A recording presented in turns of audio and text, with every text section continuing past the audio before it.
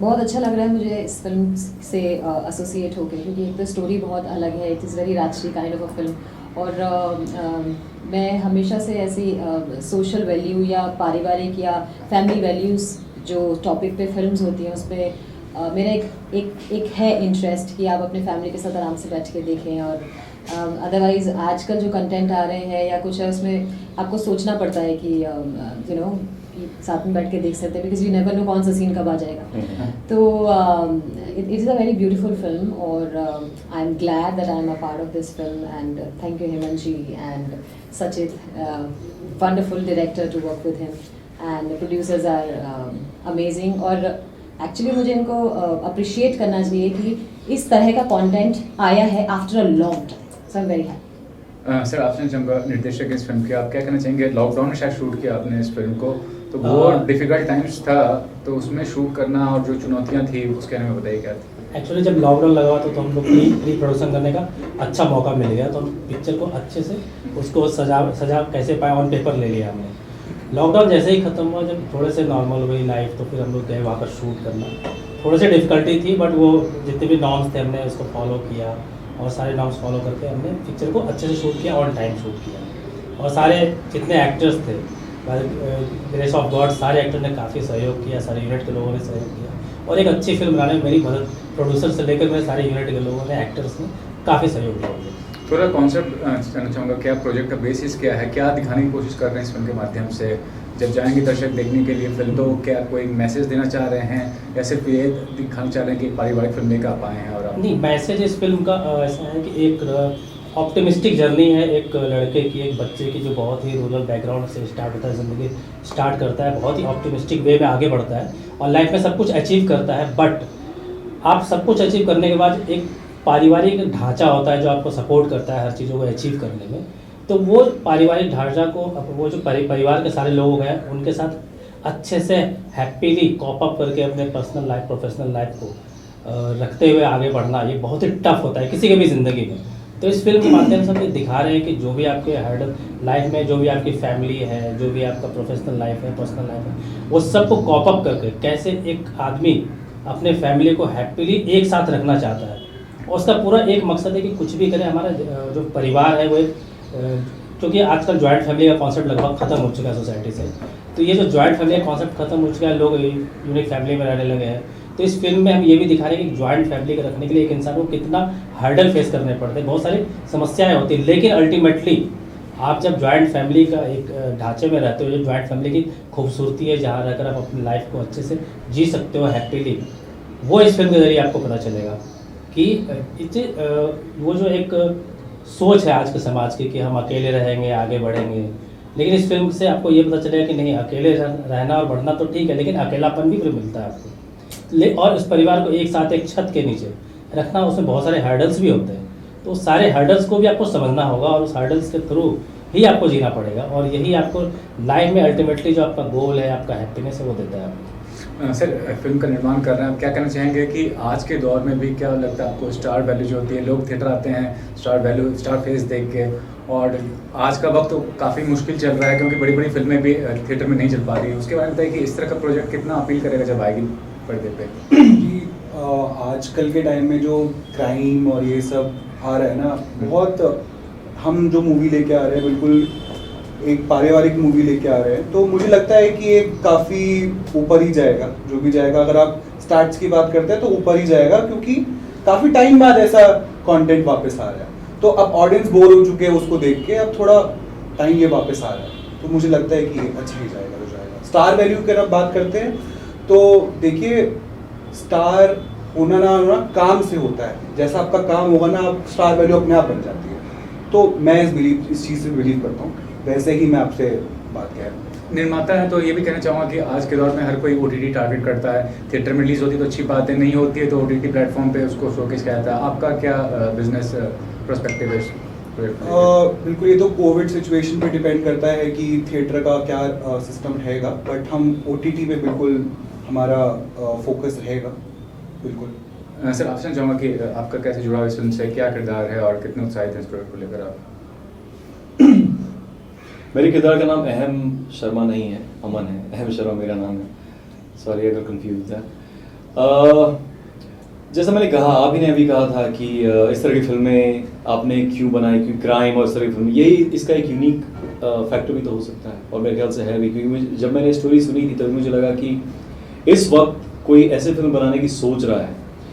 और हमेशा अगर आप ये सोच के चलें कि कहते हैं ना कि मतलब सिक्योर्ड वे में ही सारी चीज़ें लेके चलेंगे तो इनोवेशन, कुछ भी नई चीज़, कुछ यूनिकनेस कैसे आप कैसे ला पाएंगे। तो इनकी डायरेक्टर ने ऐसा सोचा, राइटर ने डेवलप किया और इन्होंने उसको प्रोड्यूस करने का डिसीजन लिया। इसको हम बहुत इस बात के शुक्रगुजार हैं, और ऐसा होना भी चाहिए ताकि नए कंटेंट और इंटरेस्टिंग कंटेंट तभी तो आएंगे। उसके अलावा जैसा डायरेक्टर साहब ने बताया, जॉइंट वैल्यू जो हमारा कल्चर है, हम किसी चीज़ को एक हमारे रूट में है और वापस हम उसको, कुछ प्रीच करने वाली बात नहीं है, लेकिन ये हमारे बहुत गहरे तक है, उसको वापस एक बार टटोल के देखना ज़रूरी, क्योंकि रूट आप खोना नहीं चाहिए, उसके ऊपर कितना बिल्ड कर लो। तो वही इस फिल्म की कहानी भी उसी तरह की है, जहाँ पे आप रिलेशनशिप, मेरे ख्याल से आप कितना भी कॉन्फ्लिक्ट कर लें, लाजम लाइफ ड्रामा ले आए, कॉन्फ्लिक्ट ले आए, लेकिन रूट में सबके रिलेशनशिप होता है। तो this film is all about relationship. मेरा कैरेक्टर जो है अमन, दो भाई हैं, दोनों का बिल्कुल अलग नज़रिया है। रूट में क्या है, एक फैमिली, साथ में रहना है, साथ में ग्रो करना है, और साथ में एक वैसा रिलेशनशिप, सबको साथ लेके चलना है, लेकिन दोनों के उसूल आदर्श बिल्कुल अलग हैं। ये जो है मेरा कैरेक्टर बहुत सच्चा, सीधा साधा उसूल वाला, कि नहीं भाई, ब्लैक जो है ब्लैक है, वाइट है वाइट है, there is nothing grey in his thought और एनीवेयर अराउंड हिम। तो इसका कॉन्फ्लिक्ट आता है किस तरह से कैसे होगा, और पूरी कहानी बताऊंगा तो कहानी के बारे में हम चले जाएंगे, थोड़े उतना नहीं कह सकता, बट एक सिंपल सीधा साधा सच्चा इंसान है जो अपने उसूल आदर्श के साथ ज़िंदगी में आगे बढ़ना चाहता है, चाहे कुछ भी हो जाए। इसकी ब्यूटी भी यही है, और मेरे लिए भी यही है कि वो उसका वल्नरेबिलिटी, वो जो एक सच्चाई होती है, एक इनोसेंस, जो प्योरिटी होती है एक सोल में, मुझे ट्रांसलेट करना था अपने कैरेक्टर के थ्रू। तो मुझे बहुत अपील किया कि कोई लाग लपेट नहीं है, एक ऑनेस्ट सोल ऑनेस्टली दिखेगा कैमरे पे, और मुझे वो अचीव करना था। So it was fun, very interesting in a way, complete departure from what I have done so far. So yeah मैं आपसे चाहूँगी, मधुर भंडारकर से डायरेक्टर के साथ काम किया आपने, फिर पोस्टर बॉय बड़े एक्टर के साथ, जब बड़े डायरेक्टर बड़े एक्टर के साथ आप काम कर लेते हैं तो क्या एक्सपेक्टेशन ज़्यादा बढ़ जाता है आपको, आगे जो प्रोजेक्ट्स आप चुनाव करती हैं उसका क्या कहना चाहेंगे, how do you select a project? So what my belief is, I always go for a content. So it really doesn't matter. Of course, आपके जैसे मेरी पोस्टर बॉयज रिलीज हुई है, मैंने मधुर भंडारकर के साथ काम किया है, बट इससे ऐसा नहीं है कि मैं I am only looking forward for मेरे को सलमान जी के साथ ही काम करना है। Of course that is I am looking forward, but that is not only my passion. My passion is content. अगर कॉन्टेंट में मेरे लिए करने को कुछ है as a performer, I will accept, and that is my most priority. Content is my most priority. And then अगर उसमें और अच्छे एक्टर्स हैं, जैसे मैंने अभी एक फिल्म की है जहांगीपुर ट्रायल्स करके, so I work with Javed Jafri, then Zakir Hussain, मतलब इश्तियाक खान, मतलब देर आर एक्टर्स जिनके साथ आपको लगता है कि हाँ कुछ ऐसा करें कि उनसे थोड़ा तो मैच हो जाए, you feel like and you grow also. तो अच्छे एक्टर्स की एक टीम, अच्छे मेकर्स की एक team, and the content is my priority. Sir आपसे चाहूँ कि आपका डायरेक्शन का जो विजन है बहुत ही क्वालिटी कंटेंट मुक्ति बहुत महंगी फिल्म बनाया हुआ है, तो क्या कहना चाहेंगे when you approach a producer, या कोई प्रोड्यूसर आपको अप्रोच करता है, जो डायरेक्टर पॉइंट ऑफ व्यू से देखा जाता है कि ज़्यादातर लोग ऐसे डायरेक्टर को अप्रोच करते हैं जो कंप्लीट मसाला एंटरटेनमेंट प्रोवाइड कर सके दर्शकों को, तो उसके बताइए क्या कहना चाहेंगे? मेरा मानना है कि जो फिल्म होती है, जो एक स्टोरी होती है, एक्चुअली मेरा जो बिलीव है, स्टोरी के नरेशन जो है, विजुअलाइज, वो इतना बढ़िया हो कि लोगों को एंटरटेन भी करे और कुछ सिखा के भी जाए। एक्चुअली मैं उस कंटेंट पे ज़्यादा बिलीव करता हूँ जिससे कुछ सोसाइटी को मैसेज भी मिले, प्लस उसके नरेशन में कुछ ऐसी बात हो जो देखकर आपको एंटरटेन भी करे, क्योंकि विदाउट एंटरटेनमेंट आप कुछ सीख भी नहीं सकते हो। जैसे मैं जानता हूँ कि आप सिर्फ आर्ट को एंटरटेनमेंट के साथ सेल्यूलाइट पे उतारना, स्टोरी को वैसा नरेशन देना और वैसा विजुअल करना, कोशिश हमेशा यही रहती है कि जो भी स्टोरी हम कहें एक सोसाइटी के लिए कुछ सीख दे, उस सोसाइटी में कुछ ना बदलाव लाए लेकिन बदलाव लाने की कोशिश करें। अगर इतना भी हो जाता है तो हमारा जो है काम करने का जो मकसद है वो पूरा होता है, हमारा जो सपना जो लेकर हम बचपन से आज तक आए कि अच्छी फिल्में बनाएंगे, क्योंकि चूँकि मैं खुद भी अच्छी फिल्मों का प्रशंसक रहा हूँ और हमेशा से अच्छी फिल्में देखता हूँ, तो हमारी कोशिश ऐसी रहती है कि प्रोड्यूसर से जब भी हम मिले हम नीट एंड क्लीन फिल्में बनाने की बात पहले करते हैं, और या तो फिर ऐसी फिल्में जो मोटिवेट करे, जो इंस्पायर करे लोगों को, जो कुछ सीख दे सोसाइटी को, या कुछ ऐसी चीज़ें सोसाइटी की कुछ ऐसी चीज़ जो कि शायद मतलब हम देख कर भी अच्छे तरीके से नहीं देख पाते, वो फिल्मों के ज़रिए हम देख पाए, ये हमारी कोशिश रहती है। सर आपसे चाहूँगा कि फिल्म बनाना तो मुश्किल होता ही है, रिलीज़ करना उससे ज़्यादा ही मुश्किल होता है, और इंडिपेंडेंट प्रोड्यूसर के तौर पे अगर कॉर्पोरेट्स का आपको सपोर्ट ना हो तो कितना आसान मुश्किल हो जाता है किसी फिल्म को बना के उसको रिलीज़ करना? इसका तो देखिए थोड़ा मुश्किल तो रहता है, बट हम इसकी बात करें तो यही चाहता है कि OTT में हम थोड़ा फोकस ज़्यादा करेंगे और अपना पिच करेंगे और देखेंगे आगे कैसा सिचुएशन रहता है, इसी पे रहेगा। What a scenario of film production is particularly, I mean आज के टाइम में देखें तो, क्योंकि जल्दी कोई भी एवरेज प्रोजेक्ट को हाथ लगाने के सोचेगा कि हाँ रिस्की बिजनेस, हमारे बिजनेस पर हर कोई रिस्क था, फिल्म प्रोडक्शन तो बहुत रिस्की बिजनेस। अगर एक बात वही है ना कि कंटेंट आपका कैसा है उस पर डिपेंड काफ़ी चीज़ें करती हैं। अगर आपका कंटेंट अच्छा है तो आपका रीसेल और सेल की वैल्यू अपने आप बढ़ जाती है, मुझे ऐसा लगता है। मैम जैसे आप कह रही हैं कि need content, I want to be part of ये, लेकिन एक्टिंग एक ग्लैमरस जॉब है, ग्लैमरस तो आपने तो वेरिएशन ज़रूरी होता है कि आप हर रोल में फिट बैठे हैं, ऐसा नहीं है कि आप एक पर्टिकुलर रोल में ही फिट बैठे हो। क्या करना चाहिए इस चीज़ को लेकर आप? सो ऑब्वियसली अगर ये बहुत ज़रूरी है कि आप उस रोल में फिट हो रहे हैं, फिर चाहे वो ग्लैमरस है, अगर वो ग्लैमरस है तो क्या वो एक्चुअली जेन्युइनली ग्लैमरस रोल वहाँ पे रिक्वायर्ड है या नहीं है, या अगर एज एन एक्टर ऑल्सो अगर मैं कोई एक ही बहुत ही फैमिली ओरिएंटेड फिल्म कर रही हूँ विच इज़ लाइक धूप छाँव, इसमें भी मेरा I have a graph of जो मेरा जो कैरेक्टर है उसके बहुत सारे लेयर्स हैं, सो वो मुझे ज़्यादा अपील करता है। ग्लैमर अगर रिक्वायर्ड है इन माय प्रोजेक्ट मैं करूँगी, ऐसा नहीं कि मुझे ग्लैमर से कोई प्रॉब्लम है, मैंने बहुत सारे ग्लैमरस प्रोजेक्ट्स किए, अभी भी कर रही हूँ, but the thing is important ये है कि क्या उस कैरेक्टर के लिए वो ज़रूरी है। कई बार क्या होता है ऐसे सीन्स ऐड कर दिए जाते हैं कि मतलब सीन ऐड किए because but there is no need of that scene, फिर भी कर देते, उसमें कितनी इम्पोर्टेंस है उस दैट पर्टिकुलर सीन की, या फिर उस ग्लैमर की, या फिर उस जो हम कैरेक्टर प्ले कर रहे हैं। सो फॉर मी मेरे लिए बहुत इंपॉर्टेंट है कि वो क्या है एज अ परफॉर्मर करने के लिए, कितनी लेयर्स हैं, मैं कितना कुछ दिखा पाऊंगी उसमें, कितना मैं अपने आप को एक्सप्लोर कर पाऊंगी, that is very very important for me. Sir ये भी कहना चाहूँगा कि कोई भी इंडस्ट्री में मतलब मेल एक्टर की बात करें तो फिजिकल फिटनेस की बात करें, आप काफ़ी फिजिकली फिट लग रहे हैं, तो क्या कहना चाहेंगे कि फिजिकल फिटनेस, गुड लुक्स और ये सब चीज़ कितना मैटर करता है? क्योंकि ज़्यादातर लोगों के दिमाग में यही रहता है कि ये चीज़ बहुत ज़्यादा एक इंपॉर्टेंट फैक्टर है। बिल्कुल सही कहा आपने, ज़्यादातर लोगों के दिमाग, लेकिन सबके दिमाग में नहीं रहता। एब्सोल्युटली फिटनेस इम्पॉर्टेंट तो हर लिहाज से है, it's not only to look good, it's also about feeling fit and being leading healthy life basically. बहरहाल फिटनेस अब हमारी फिल्मों में मायने बदल गए हैं, जब सिर्फ पहले की एक मसल चाहिए, बड़े बाइसेप्स होने चाहिए थे, ब्रॉड शोल्डर्स होने चाहिए थे, इनफैक्ट वो लिमिटेशन हो जाता है कई मरतबा। आजकल आपको नॉर्मल लगना है और ज़रूरत पड़े तो स्विच कर सकें थोड़ा इधर। तो मेरा भी पर्सनली गोल वही है कि रोल के हिसाब से I can gain 5 kg, lose 5 kg, be normal, ज़रूरत पड़ा जहाँ पे बॉडी बिल्डिंग करनी थोड़ा कर भी लो। सो फिटनेस वैसा है। दूसरा आपने कहा था लुक्स, हाँ देखिए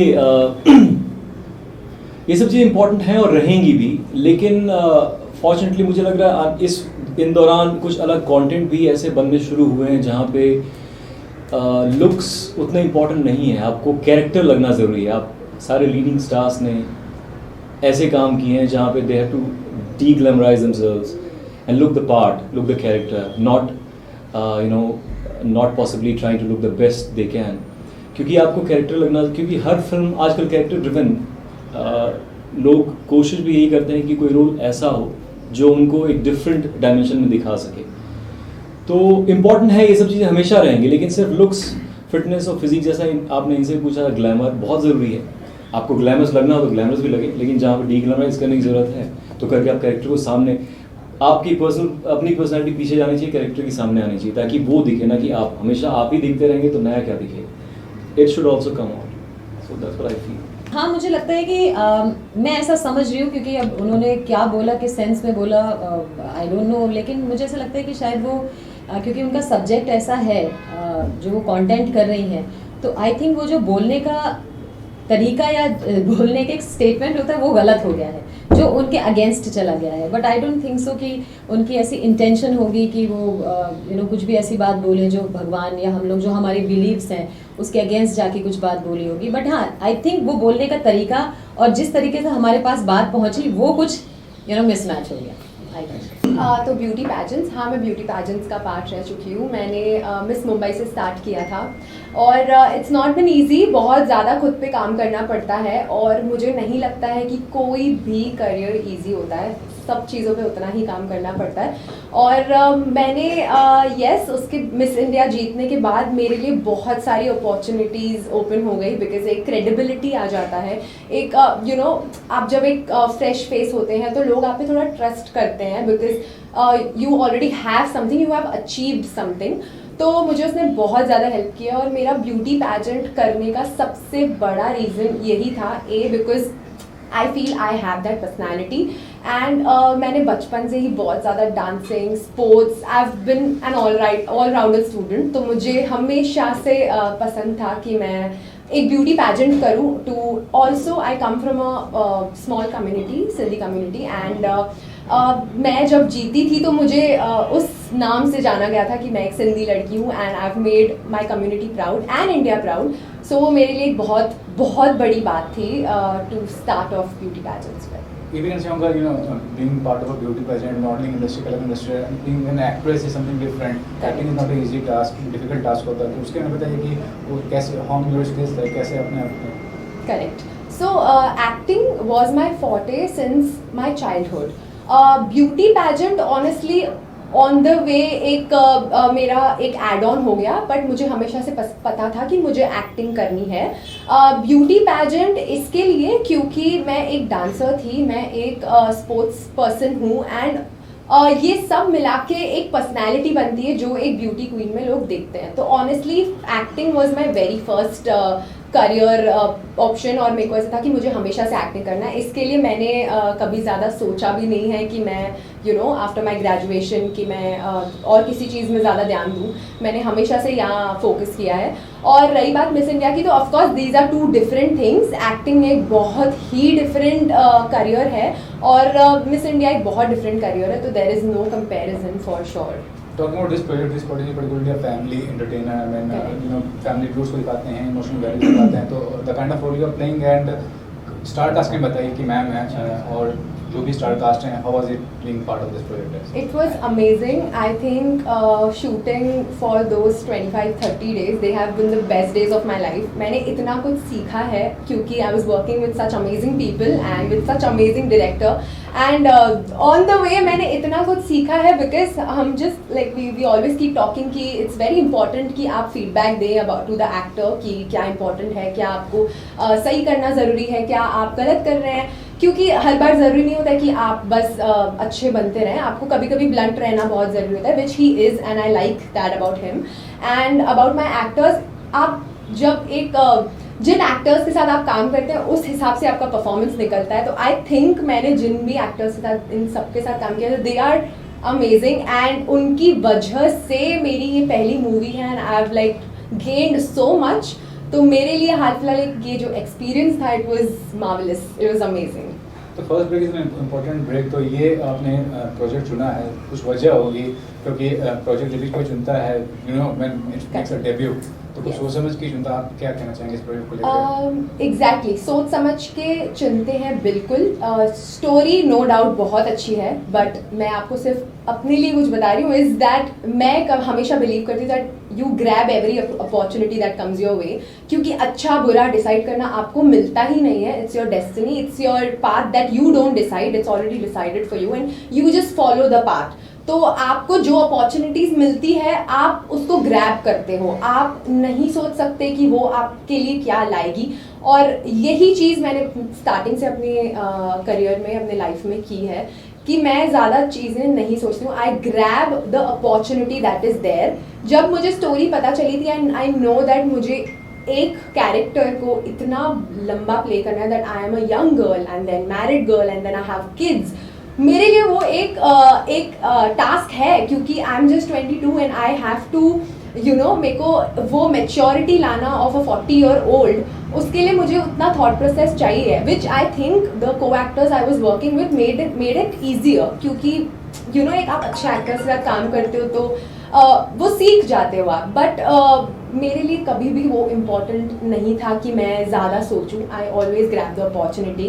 स्टोरी अच्छी थी, लोग अच्छे थे, I did not think it through, I just went for it and I am sure बहुत अच्छा होगा सब कुछ जो भी होगा. Sir lastly from producer side की फिल्म बन चुकी है और काफ़ी अच्छा जो प्रोजेक्ट है, मतलब जैसे कह रहे हैं कि अब फैमिली एंटरटेनमेंट होगी, तो पर्टिकुलरली कब तक आप लाने की सोच रहे हैं फिल्म को? और कि मार्च के एंड तक हम सोच रहे हैं इस फिल्म की. ये मार्च के end तक जाएगी. एंड बिसाइड्स दैट अगला मतलब ये तो बन ही गया है, अगले आगे क्या पेश? हाँ जी, हम नेक्स्ट ऑलरेडी हमारा राइटिंग प्रोसेस चल रहा है सेकंड मूवी का. Okay. और अब आप जल्दी उसकी भी अनाउंसमेंट सुन लेंगे.